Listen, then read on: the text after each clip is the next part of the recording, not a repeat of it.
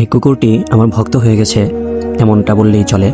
এই কুকুরটি যখনই আমাকে দেখে আমি রাস্তায় দাঁড়িয়ে আছি তখনই আমার কাছে এসে দাঁড়িয়ে লেজ নাড়াতে থাকে। তো আমিও চেষ্টা করি কুকুরটি আমার কাছে আসলেই ওকে কিছু না কিছু খাওয়ানোর জন্য।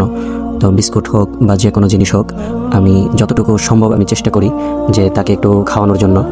আসলে মানুষ বেইমানি করে, কিন্তু কুকুর কখনো বেইমানি করে না।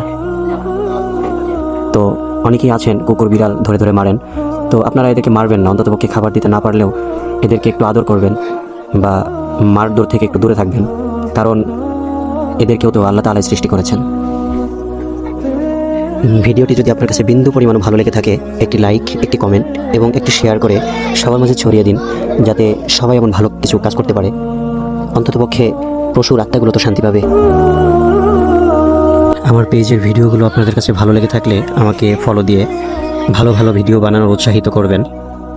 আমি যেন সবসময় ভালো ভালো কাজ আপনাদেরকে উপহার দিতে পারি এবং ভালো ভালো কাজ আমার আত্মা পরিশুদ্ধর জন্য আমি করে যেতে পারি।